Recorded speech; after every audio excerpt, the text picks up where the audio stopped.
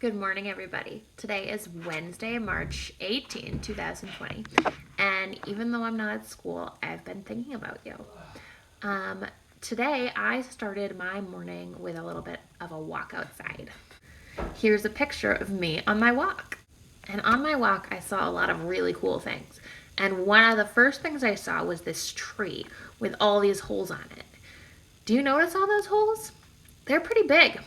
And they're big enough that I think they were made by a pileated woodpecker. Another thing I noticed was this pile of deer scat. Yeah, deer poop. Pretty cool, huh? And it was pretty early in the morning, so there was still a lot of frost on the ground. And this was some grass that I noticed with some shiny, sparkly frost that I really liked. I noticed some tracks that I think were made by a snowmobile.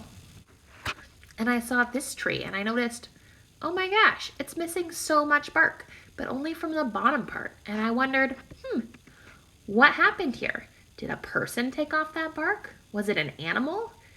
What happened to this tree? And I don't really know.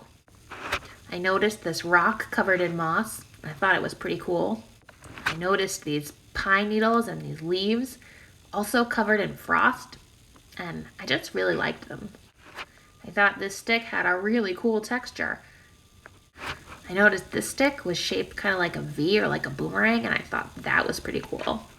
And this stick was so curved, it made me think that I was Captain Hook. I have a pretty hard time making a pirate face, but I tried. I noticed this big rock, and I noticed that there's some space underneath it, and I wondered what it would be like to crawl in there, and if anybody does that, if any animals do that. I almost did, but the ground was pretty wet and I didn't want to get quite that dirty. And I noticed this hole in the ground and I wondered, does anyone live there?